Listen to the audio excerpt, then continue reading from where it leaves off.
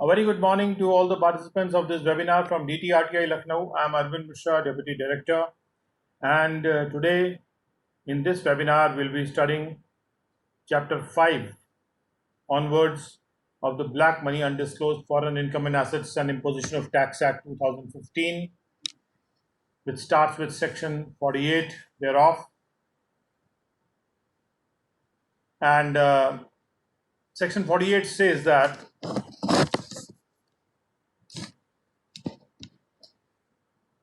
this chapter is not in derogation of any other law. ये chapter किसी और कानून के इफेक्ट को, असर को कम नहीं करता है, और any other provision of this act, या इस अधिनियम के किसी प्रावधान के असर को भी कम नहीं करता है. Now 48(1) says the provisions of this chapter shall be in addition to. और कम नहीं करता है का मतलब क्या है कि किसी और प्रावधान को या किसी और लॉ को के असर को वो प्रेजुडिस नहीं करता है, उसको किसी भी तरह से कम नहीं करता है, और ये प्रावधान उसके अतिरिक्त हैं. जैसे प्रोसिक्यूशन करना हो तो वो व्यक्ति ये नहीं कह सकता कि मेरी पेनल्टी अभी लगा ही नहीं है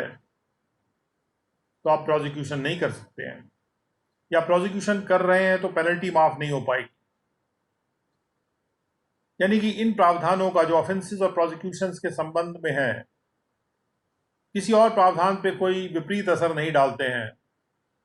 उनका कोई किसी और प्रावधान पे कोई कम करने वाला असर नहीं होता है, डेरोगेट करने वाला असर नहीं होता है, और ये प्रावधान बाकी सब प्रावधानों के अलावा हैं, उनके एडिशन में है. So the provisions of this chapter shall be in addition to and not in derogation of the provisions of any other law providing for prosecution for offences thereunder. अगर और कोई अधिनियम है या और कोई कानून है जो प्रोसिक्यूशन ऑफेंसेस के प्रोसिक्यूशन का प्रावधान कर रहा है, प्रोवाइडिंग फॉर मतलब प्रावधान करना, उस कानून के तहत या उस कानून के अंतर्गत, उस कानून को डेरोगेट नहीं करता है इस चैप्टर का कोई भी प्रावधान. And 48(2) says that the provisions of this chapter shall be independent of any order under this act. इस एक्ट में कोई भी ऑर्डर पास किया गया हो, इस चैप्टर के प्रावधान उससे इंडिपेंडेंट हैं, उससे स्वतंत्र हैं. और has not been made that may be made, या जो ऑर्डर किया गया है या नहीं किया गया ऑन एनी पर्सन, किसी भी पर्सन पे. जैसे किसी खिलाफ पेनल्टी नहीं लगाई गई तो इसका मतलब नहीं है कि प्रोसिक्यूशन नहीं होगा. प्रोसिक्यूशन होगा कि नहीं होगा ये इस चैप्टर के प्रावधान तय करेंगे. On any person and it shall be no defence that the order has not been made on account of time limitation और फॉर एनी अदर रीजन. ये डिफेंस भी नहीं होगा कि कोई और ऑर्डर, मान लीजिए पेनल्टी ऑर्डर या कोई और ऑर्डर इस एक्ट का जो है वो टाइम लिमिटेशन की वजह से नहीं हुआ था या किसी और कारण की वजह से नहीं हुआ था, नहीं हो पाया था, तो इसलिए ये डिफेंस नहीं लिया जा सकता है कि चूंकि टाइम लिमिटेशन की वजह से या किसी कारण से वो ऑर्डर नहीं हुआ जो किया जा सकता था या नहीं किया गया, तो उस केस में इस चैप्टर के प्रावधान इंडिपेंडेंटली लागू होंगे. दूसरे चैप्टर्स के प्रावधान या दूसरे कोई भी प्रावधान प्रोसिक्यूशन ऑफ ऑफेंसेस के बारे में लागू किए गए हों ना किए गए हों, उससे कोई मतलब नहीं. आते 49 पे. Punishment for failure to furnish return in relation to foreign income and asset. ये प्रोसिक्यूशन के प्रावधान शुरू हो गए हैं ब्लैक मनी एक्ट के संदर्भ में. अगर कोई व्यक्ति रिटर्न फर्निश नहीं करता, रिटर्न फर्निश करने में फेल हो जाता है ब्लैक मनी एक्ट के तहत अपने फॉरेन इनकम और एसेट के रिलेशन में, तो क्या पनिशमेंट उसके ऊपर हो सकती है, उस विषय में ये प्रावधान है. And it says that if a person being a resident other than not ordinarily resident in India, वो रेसिडेंट है, NOR नहीं है, with in the meaning of 6(6) of the income tax act, who at any time during the previous year held any asset, जिसने previous year के दौरान कोई ऐसा asset hold किया था जो इंडिया से बाहर लोकेटेड था, लोकेटेड आउटसाइड इंडिया, और उसको उसने बेनिफिशियल ओनर के रूप में या तो होल्ड किया था या बेनिफिशियल ओनर के ना होते हुए होल्ड किया था, या वो बेनिफिशियरी था उस एसेट से, और या फिर एसेट के अलावा उसके पास कोई ऐसी इनकम आ रही है जो कि ऐसे स्रोत से आ रही है जो भारत के बाहर है, एंड और had income from a source outside India, और वो जानबूझ के फर्निश करने में फेल हो जाता है ड्यू समय में जो रिटर्न ऑफ इनकम उसको फाइल करनी है 139(1) के तहत इनकम टैक्स एक्ट के। एसेट का होल्डर होते हुए आउटसाइड इंडिया, जिसमें कि फाइनेंशियल इंटरेस्ट भी शामिल हो सकता है, एसेट कोई फाइनेंशियल इंटरेस्ट भी हो सकता है किसी भी एंटिटी में, वित्तीय भागीदारी या वित्तीय दिलचस्पी तो नहीं कहेंगे, मतलब उसका कुछ हक है, इंटरेस्ट का मतलब एक हक से है यहाँ पे, और जो इंडिया से बाहर लोकेटेड है, या फिर उसके पास कोई इनकम है जो इंडिया से बाहर के स्रोत से आ रही है, उसके बावजूद वो जानबूझ के रिटर्न नहीं भरता 139(1) के तहत जो उसको भरनी चाहिए, तो वो पनिशेबल होगा रिगरस, यानी कैद बामुशक्कत से, for a term which shall not be less than 6 months, 6 महीने से कम के लिए नहीं होगा, 6 महीना या उससे ज़्यादा के लिए होगा, बट विच में extend to 7 years and with fine. और ये इस दोष के लिए अगर वो दोषी है तो 7 साल तक की सज़ा उसको फाइन के समेत हो सकती है, यानी फाइन भी इसमें लगेगा, कभी और विद फाइन होगा, कभी and with fine. And with fine में फाइन लगना आवश्यक। Provided that a person shall not be proceeded against under this section for failure to furnish in due time the return of income under subsection 139(1) of the Income Tax Act if the return is furnished by him before the expiry of the assessment year, बशर्ते ये कि अगर वो assessment year के खत्म होने से पहले भी रिटर्न भर देता है तो भी इस सेक्शन के तहत उसके खिलाफ कोई कार्रवाई नहीं की जाएगी। यानी असेसमेंट ईयर के खत्म होने से पहले अगर वो रिटर्न भर देता है जिसमें वो अपने एसेट को जो आउटसाइड इंडिया वो होल्ड कर रहा है उसको डिस्क्लोज कर देता है, और या फिर अपने इनकम को जो आउटसाइड इंडिया के सोर्स से उसको प्राप्त हो रही है उसको डिस्क्लोज कर देता है, तो असेसमेंट ईयर खत्म होने से पहले अगर डिस्क्लोज कर देता है तो उसके खिलाफ इस सेक्शन में कोई कार्रवाई नहीं होगी, और अगर ऐसा नहीं होता तो इस सेक्शन में कार्रवाई होगी। काफ़ी बड़ी सज़ा है, 7 साल तक की सज़ा इसमें मुकर्रर की गई है, क्योंकि व्यक्ति के पास एसेट है इंडिया से बाहर, वो डिस्क्लोज नहीं कर रहा, इनकम है इंडिया से बाहर, डिस्क्लोज नहीं कर रहा, देयरफॉर यहाँ पर वित्तीय मामला शामिल है, जो टैक्स उसको देना चाहिए था वो दे नहीं रहा है, तो उसके खिलाफ कार्रवाई अवश्य होनी चाहिए। अब आते हैं सेक्शन 50 पे।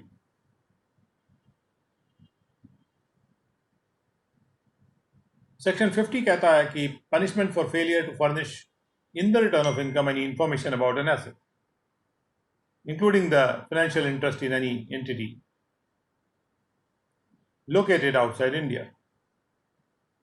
49 में ये था कि अगर वो रिटर्न ही नहीं भरता, 50 में ये है अगर वो कोई एसेट होल्ड कर रहा है इंडिया से बाहर लेकिन उसकी इंफॉर्मेशन उस रिटर्न में नहीं दे रहा, अगर वो रेसिडेंट है, NOR नहीं है 6(6) के मीनिंग में, जिसने रिटर्न अपनी भर तो दी है प्रीवियस ईयर के लिए, चाहे वो रिटर्न 139(1) में हो, 4 में हो या 5 में हो, चाहे वो ओरिजिनल रिटर्न है, रिवाइज रिटर्न है या लेट रिटर्न, और वो जानबूझ के उस रिटर्न में फेल कर जाता है फर्निश करने से कोई ऐसी इंफॉर्मेशन किसी एसेट से के रिलेशन में जो कि इंडिया से बाहर है, जो उसके द्वारा होल्ड किया जा रहा है, या तो बेनिफिशियल के रूप में, ओनर के रूप में, या अदरवाइज होल्ड किया जा रहा है, जैसे ट्रस्टी के रूप में भी होल्ड किया जा सकता है, या जिस एसेट में वो एक बेनिफिशियरी है जिसका वो फायदा उठा रहा है और उसको वो डिस्क्लोज नहीं करता, और प्रीवियस ईयर के दौरान वो किसी भी टाइम उसका बेनिफिशियल ओनर है या अदरवाइज है या उसमें बेनिफिशियरी है, या वो डिस्क्लोज कर देता है कोई भी इनकम या फेल कर जाता है डिस्क्लोज करने से कोई इनकम जो कि ऐसे सोर्स से आ रही है जो इंडिया से बाहर है, तो उसको पनिश किया जा सकता है। वो पनिश किया जाएगा ही कैद मुशक्कत से एक टर्म के लिए जो कि 6 महीने से कम नहीं होगा, लेकिन 7 साल तक जा सकता है, और फाइन के समेत। तो दो अलग अलग क्राइम है यहाँ पे। 49 का क्राइम है रिटर्न ना भरने का क्राइम। एसेट है, इनकम है, आउटसाइड इंडिया सोर्स से रिटर्न नहीं भरा, जो 49 में है। एसेट है, इनकम है आउटसाइड इंडिया सोर्स से, रिटर्न भर दिया लेकिन उसमें डिस्क्लोजर नहीं किया, 50 में कवर होता है। 49 में वो सिचुएशन कवर होती है, रिटर्न भरा ही नहीं। 50 में कवर होती है कि रिटर्न भर दिया लेकिन डिस्क्लोजर नहीं किया। तो हालांकि ये दोनों सेक्शंस एक दूसरे से एक्सक्लूसिव है। इसके बाद 51 सेक्शन है और वो कहता है कि punishment for wilful attempt to evade tax, जानबूझ के कोशिश की जाए जहां पे टैक्स को इवेड करने की। 51(1) if a person being a resident other than not ordinarily resident in India within the meaning of clause 6(6) of the Income Tax Act willfully attempts in any manner whatsoever किसी भी प्रकार के तरह से वो कोशिश करता है कि वो कोई टैक्स पेनल्टी या इंटरेस्ट को इवेट कर दे जो चार्जेबल था या इम्पोजेबल था इस एक्ट के तहत। टैक्स के बारे में चार्जेबल वर्ड यूज किया गया है, पेनल्टी के बारे में इम्पोजेबल वर्ड यूज किया गया, इंटरेस्ट के बारे में चार्जेबल वर्ड यूज किया गया। तो he shall be punishable with rigorous imprisonment, वो पनिशेबल होगा रिगोरस इम्प्रिजनमेंट से, जो सजा 3 साल से कम की नहीं हो सकती है लेकिन वो 10 साल तक जा सकती है और फाइन के साथ। तो ये और भी कड़ी सजा है। 51(2) कड़ी क्यों है? क्योंकि यहां पर जानबूझ के अटेम्प्ट कर रहा है, कोशिश कर रहा है टैक्स को एवेट करने की। कोशिश ही काफी है, टैक्स इवेजन हुआ कि नहीं हुआ, कोशिश करने पे ही ये सजा मिल सकती है। 51(2) says that if a person willfully attempts in any manner whatsoever to evade the payment of any tax, penalty or interest under this act, he shall, without prejudice to any penalty that may be imposable on him under any other provision of this act, be punishable with rigorous imprisonment for a term which shall not be less than 3 months, but which may extend to 3 years, and shall in the discretion of the court also be liable to fine.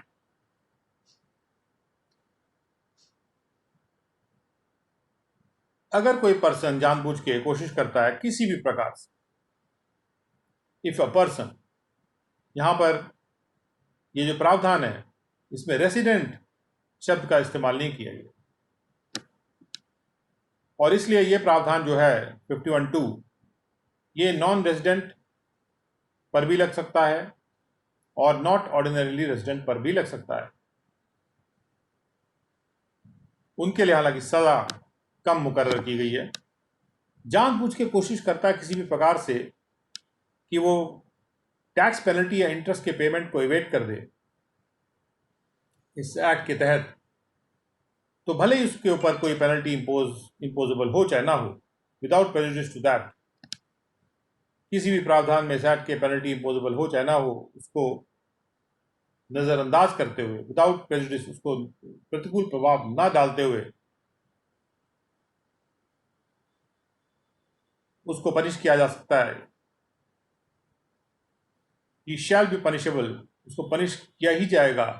With rigorous imprisonment, जो कि 3 महीने से कम नहीं हो सकता लेकिन 3 साल तक के लिए हो सकता है, और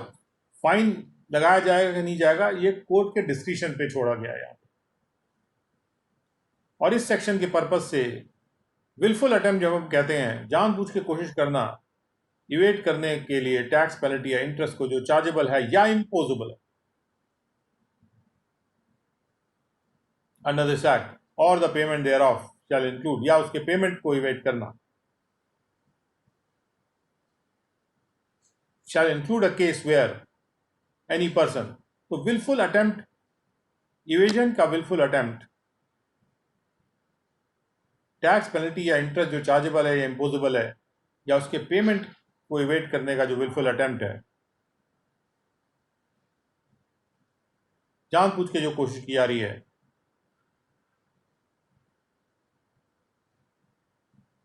उसको डिफाइन किया जा रहा है यहाँ पे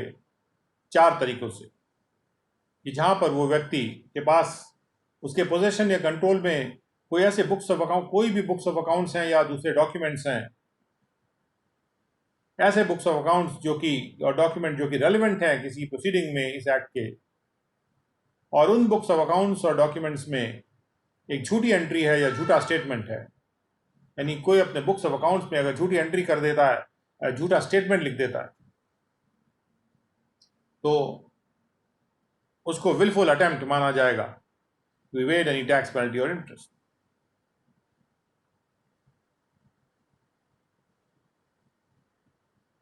शैल इंक्लूड का मतलब है ये चीजें भी शामिल होंगी। विलफुल अटेम्प्ट एक वाइडर टर्म है जिसमें ये सब 4 चीजें भी शामिल हैं।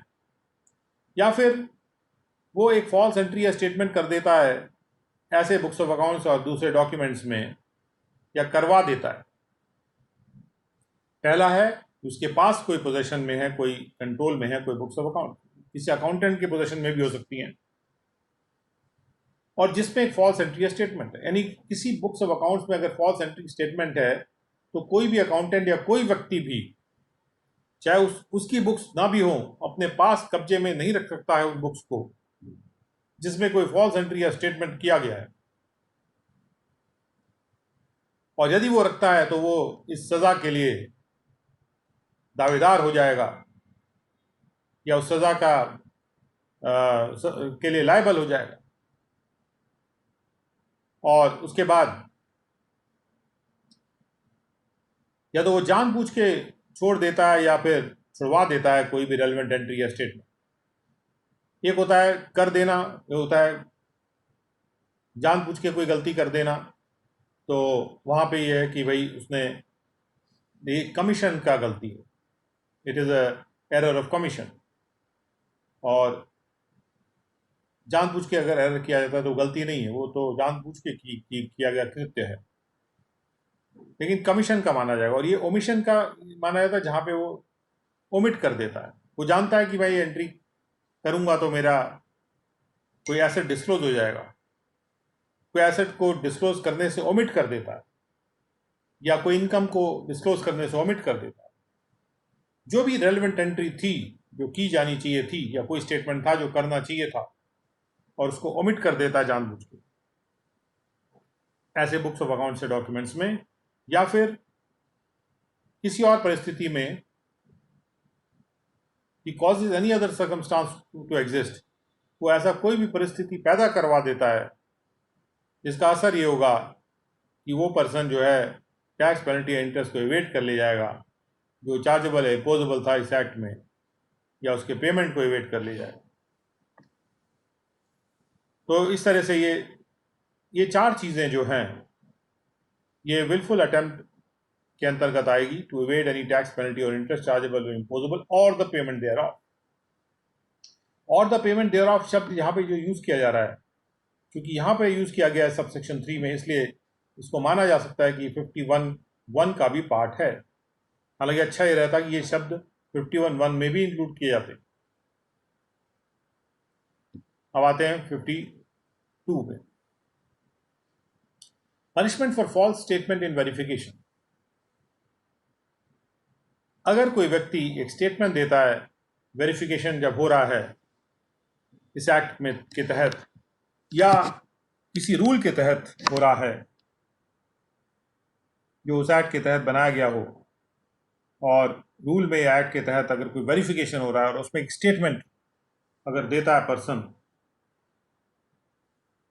या कोई ऐसा अकाउंट या स्टेटमेंट डिलीवर करता है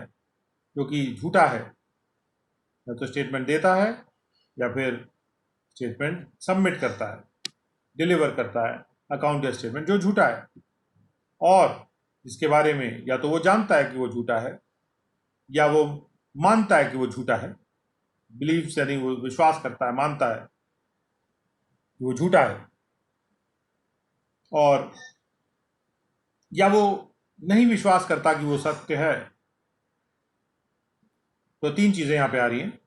या तो वो जानता है कि वो स्टेटमेंट झूठा है, या तो वो ये विश्वास करता है कि वो झूठा है, और या फिर वो नहीं विश्वास करता कि वो सच्चा है। तो वो उसको पनिशेबल होगा, वो रिगोरस इम्प्रिजनमेंट से। इसका टर्म 6 महीने से कम नहीं होगा और जो 7 साल तक जा सकता है। वेरिफिकेशन के दौरान कोई भी स्टेटमेंट व्यक्ति देता है, झूठा देता है, तो 7 साल तक की सजा उसमें काफी कड़ी सजा मुकर्रर की गई है। Now punishment for abetment. Abetment मतलब किसी कार्य में साथ देना, उसको करवाने में पूरी तरह से उसको ऐसा सपोर्ट देना जिससे वो कार्य हो जाए। 53 says that if a person abets or induces in any manner another person, कोई भी व्यक्ति किसी और को प्रेरित कर देता है या उसको सपोर्ट कर देता है कि वो बनाए और डिलीवर कर दे कोई ऐसा अकाउंट या स्टेटमेंट या कोई ऐसा डिक्लेरेशन सबमिट कर दे जो कि टैक्स पेबल के रिलेशन में हो इस एक्ट के तहत, जो कि झूठा हो, विच इज फॉल्स, और जो या तो वो जानता है कि झूठा है या वो विश्वास करता है, नहीं विश्वास करता कि वो सच्चा है, या वो एक ऑफेंस कर रहा है 51(1) में, तो he shall be punishable with rigorous imprisonment for a term which shall not be less than 6 months but which may extend to 7 years. Abetment और इंड्यूसमेंट के लिए भी उतनी ही सजा मुकर्रर की गई है जितना कि मेन कार्य करने के लिए, यानी झूठा स्टेटमेंट देने के लिए जो सजा है उतनी सजा अबेटमेंट और इंड्यूसमेंट की है। 54 presumption as to the culpable mental state. Presumption का मतलब होता है, ये लीगल प्रिजम्पशन की बात कर रहे हैं, यानी मान लेना, मान के चलना, प्रिज्यूम करना कि किसी की मानसिक स्थिति कल्पेबल है। कल्पेबल है मतलब का मतलब होता है कि दोषपूर्ण है, उसको सजा दी जा सकती है। दोष रहित नहीं है, दोषपूर्ण मानसिक स्थिति है उसकी। दोष जो ऑफेंस का दोष है वो उसके मानसिक स्थिति में शामिल है। 54 says that 54(1) says that in any prosecution for any offense under this act, इस एक्ट के तहत कोई भी अगर ऑफेंस का प्रोसिक्यूशन हो रहा है जिसमें यह जरूरी किया गया है कल्पेबल मेंटल स्टेट होनी चाहिए, जैसे हम कहते हैं विलफुली, जानबूझ के एवेट करना, वो कल्पेबल मेंटल स्टेट की बात कर रहे हैं हम।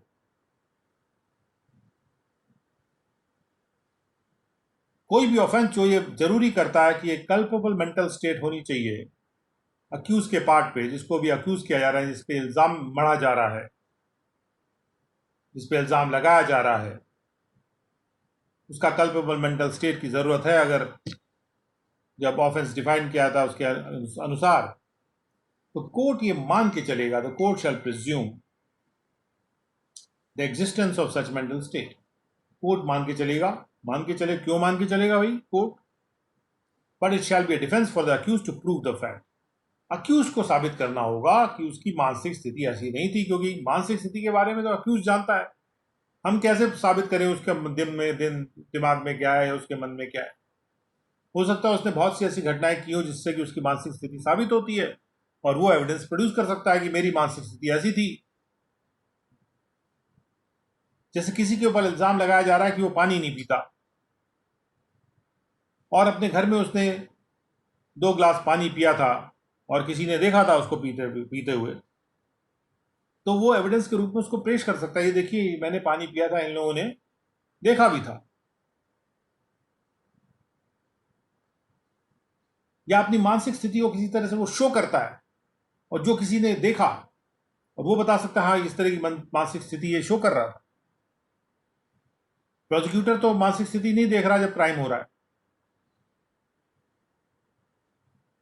इसलिए यहां पर कोर्ट तो मान के चलेगा कि हाँ उसकी मेंटल स्टेट वैसी थी, लेकिन अक्यूज डिफेंस दे सकता है। It shall be a defence for the accused to prove the fact that he had no such mental state. यानी प्रोसिक्यूशन को यह साबित करने में अपना दिमाग वगैरह नहीं लगाना है कि उसकी मानसिक स्थिति वैसी थी कि नहीं थी, या उनको कोशिश करने की आवश्यकता नहीं है। वो तो कोर्ट को बनवा सकते हैं, कोर्ट को वैसे ही प्रिज्यूम करवा सकते हैं। हालांकि कोई भी केस मजबूत हो जाता है अगर मेंटल स्थिति साबित करने का कोई एविडेंस हो हमारे पास, प्रोसिक्यूशन के पास हो, तो बहुत ही अच्छी बात है। उसको छुपाने की बात नहीं कर रही वो मत दिखाए, वो दिखाए ना भाई। अगर एविडेंस है तो जरूर बहुत अच्छी बात है, नहीं भी है एविडेंस, तो अक्यूज को साबित करना पड़ेगा कि उसकी मानसिक स्थिति कल्पेबल मेंटल स्टेट वाली नहीं थी, कि उसकी कोई ऐसी मेंटल स्टेट नहीं थी उस एक्ट के रिस्पेक्ट में जो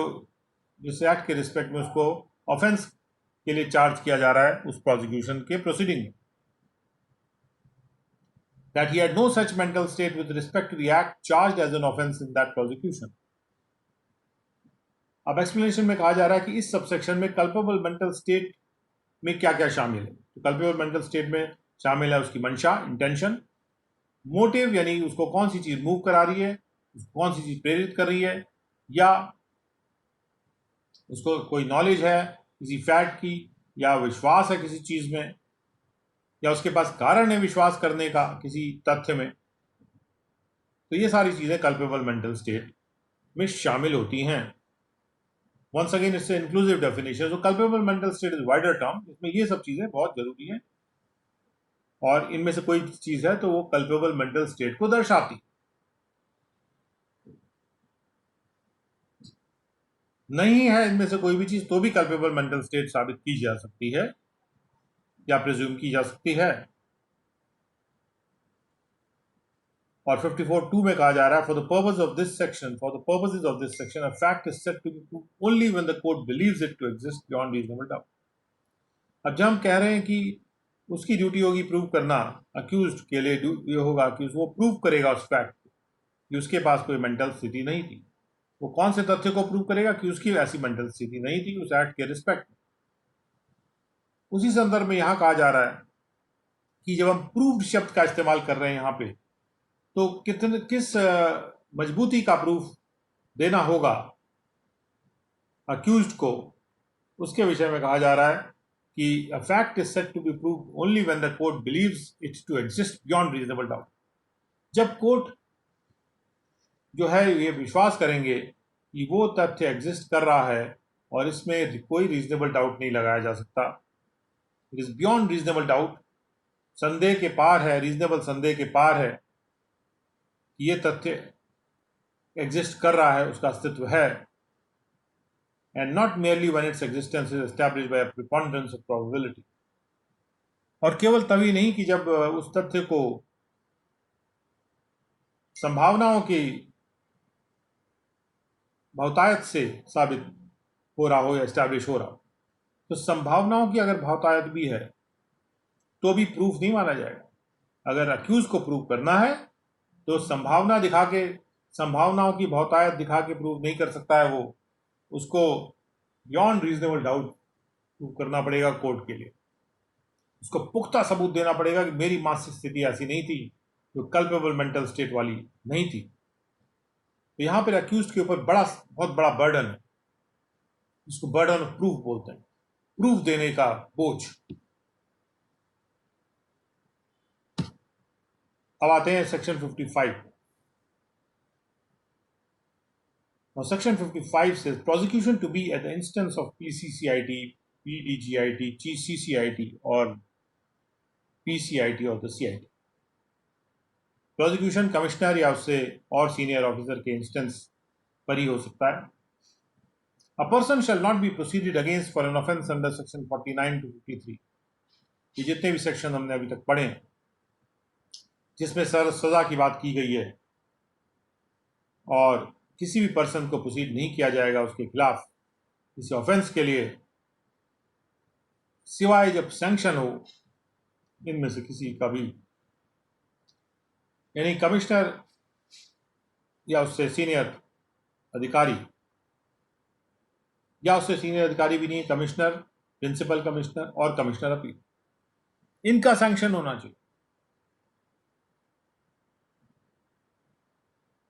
और अगर इनका सैंक्शन होना चाहिए तो अब रोल क्या है फिर, इनसे सीनियर ऑफिसर्स का क्या रोल है, तो उसके बारे में 55(2) ये कह रहा है कि पीसीसीआईटी या सीसीआईटी या पीडीजीआईटी या डीजीआईटी इशू कर सकते हैं ऐसे इंस्ट्रक्शंस या डायरेक्शंस टैक्स अथॉरिटीज को, जिनको ऊपर रेफर किया गया 1 में, जो वो फिट समझते हैं वो डायरेक्शन इशू कर सकते हैं for the institution of proceedings under this section. इस सेक्शन में प्रोसीडिंग शुरू की जाए इस सेक्शन में प्रोसीडिंग शुरू की जाए का मतलब यह है कि जो सैंक्शन देने की बात है,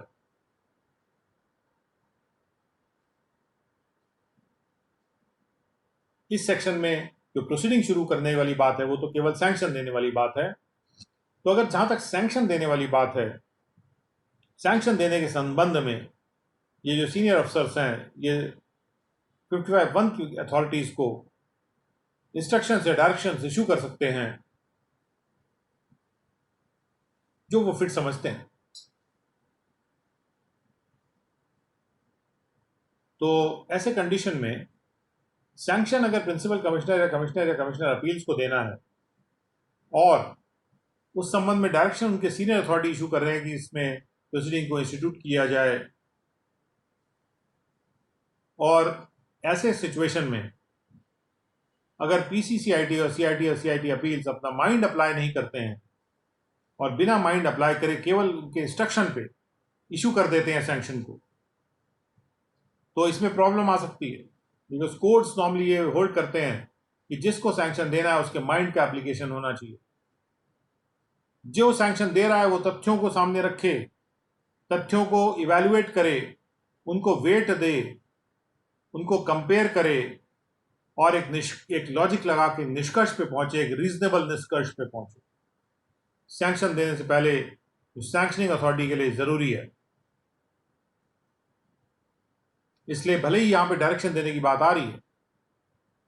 लेकिन अगर उसके डायरेक्शन के बावजूद अगर वो माइंड नहीं अप्लाई करते हैं तो ये सैंक्शन मुश्किल में पड़ सकता है कोर्ट ऑफ लॉ में। इसलिए 55(1) में जो सैंक्शन देने वाली बात की है, वहां पर अपने सैंक्शन ऑर्डर में पीसीसीआईटी या सीआईटी अपील्स को केवल ये हवाला नहीं देना है कि मुझे इंस्ट्रक्शन मिला इसलिए मैं ऐसा कर रहा हूं। उनकी ड्यूटी है कि वो तथ्यों को रखें सामने, उनको इवैल्यूएट करें, उनको समझें, माइंड का फुल एंड कंप्लीट एप्लीकेशन उनका होना चाहिए,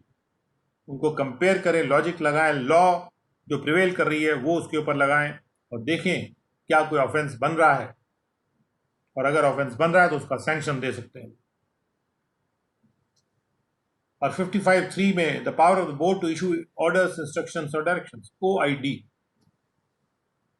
इस एक्ट में shall include the power to issue orders, instructions or directions, including the instructions or directions to obtain its previous approval, to other tax authorities for the proper initiation of proceedings. Proper initiation होना चाहिए proceedings का, उसके लिए board order, instructions और direction दे सकता है। ये भी कह सकता है कि बोर्ड का प्रीवियस अप्रूवल लिया जाए, और इस बारे में भी वो डायरेक्शन दे सकता है कि जैसे एक ऑथराइजेशन जो दिया जाता है to file and pursue the complaints by one और मोर इंस्पेक्टर्स ऑफ टैक्स। यहाँ पे इनकम टैक्स वर्ड यूज नहीं किया अगर आप ध्यान से देखें, क्योंकि ये एक ऐसा टैक्स है जो कि अनडिस्क्लोज फॉरेन इनकम और एसेट्स पे लगा हुआ है। अगर इसका कोई नाम देना ही है तो कॉमन पार्लेंस में आप नाम देंगे तो black money tax, but that's why they are called inspectors of tax. Inspector of tax को कंप्लेंट्स परस्यू करने के लिए या ऑथराइजेशन को या फाइल करने का जो ऑथराइजेशन देने वाली बात है, ये बोर्ड इस संबंध में कैसे इनिशिएशन होगा प्रोसीडिंग्स का और ऑथराइजेशन किसको दिया जाएगा, इस संबंध में इंस्ट्रक्शन या डायरेक्शन इशू कर सकता है। और बोर्ड का प्रीवियस अप्रूवल जहां पे जरूरी हो उसके संबंध में भी बोर्ड डायरेक्शन इशू कर सकता है प्रोसिक्यूशन के संबंध में। Now we come to 56। Companies अगर ऑफेंस करती है तो क्या होता है? Where an offense under this act has been committed by a company, इस एक्ट में जब ऑफेंस कंपनी ने किया है तो किसको जेल भेजेंगे, सवाल ये उठता है ना। Every person who at the time the offense was committed was in charge of and was responsible to the company for the conduct of the business of the company, as well as the company shall be deemed to be guilty of the offense and shall be liable to be proceeded against and punished accordingly. जब offence को company ने commit किया, हर वो व्यक्ति जो उस वक्त जब ऑफेंस कमिट हुआ वो इंचार्ज था और जिम्मेदार था कंपनी की ओर, उसके बिजनेस को कंडक्ट कराने के लिए इंचार्ज था और जिम्मेदार था उसके बिजनेस को कंडक्ट कराने के लिए, और साथ में कंपनी भी, ये मान लिया जाएगा कि ये दोनों ही टाइप के लोग गिल्टी हैं और इनके खिलाफ प्रोसीड किया जा सकता है और इनके खिलाफ प्रोसीड किया जाएगा और इनको अकॉर्डिंगली पनिश किया जाएगा। उसके बाद 51(2) में कहा जा 56(2) में कहा जा रहा है कि सबसेक्शन 1 में जो भी लिखा है, nothing in subsection 1 shall render any such person liable to any punishment if he proves that the offence was committed without his knowledge। और ऐसा व्यक्ति जो कि कंपनी का इंचार्ज में है या जिम्मेदार है उसके बिजनेस के कंडक्ट के लिए, अगर वो साबित कर देता है कि जो ऑफेंस कमिट किया गया वो उसकी नॉलेज में नहीं था या उसने पूरा ध्यानपूर्वक अपने सतर्कता को बरता था या exercise all the due diligence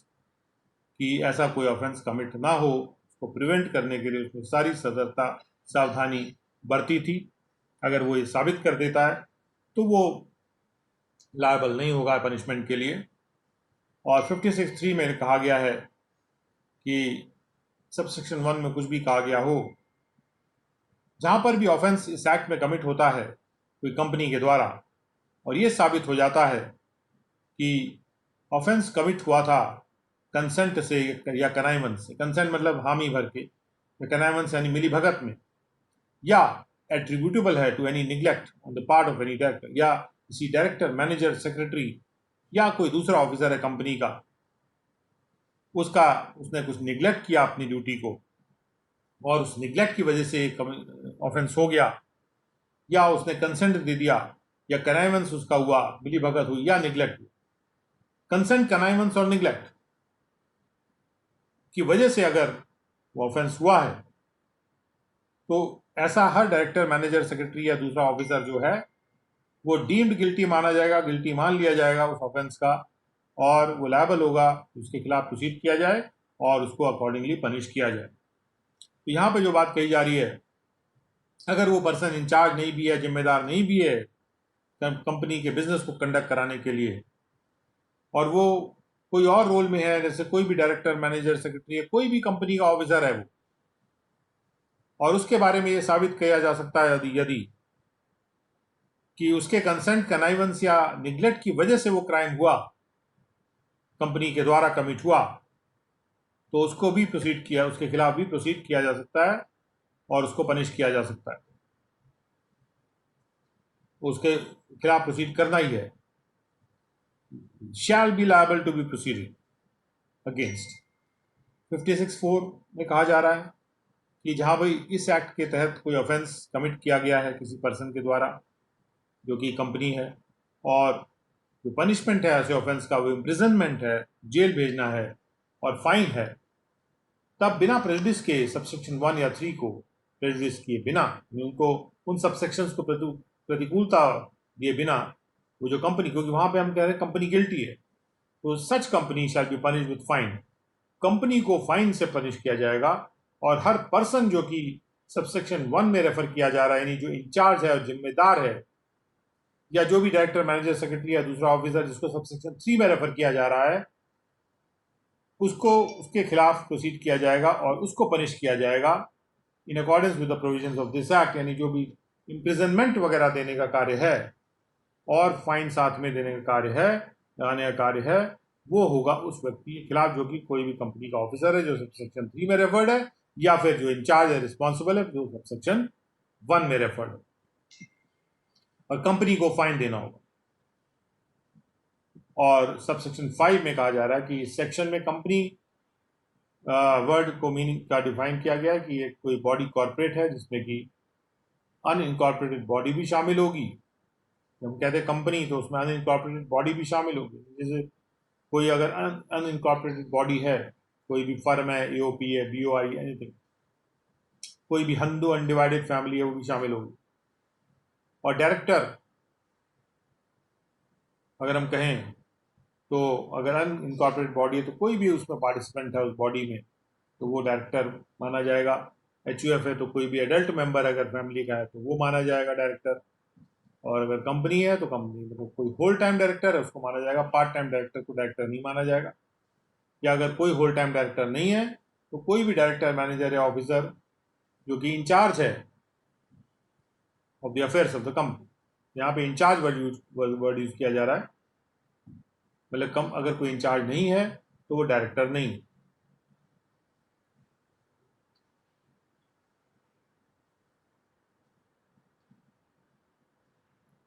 आगे चलते हैं। 57, proof of entries in records or documents. Section 57 says 57(1) says that entries in the records or other documents in the custody of a tax authority shall be admitted in evidence in any proceeding for the prosecution of any person for an offence under this chapter. जब भी हम किसी को prosecute करते हैं तो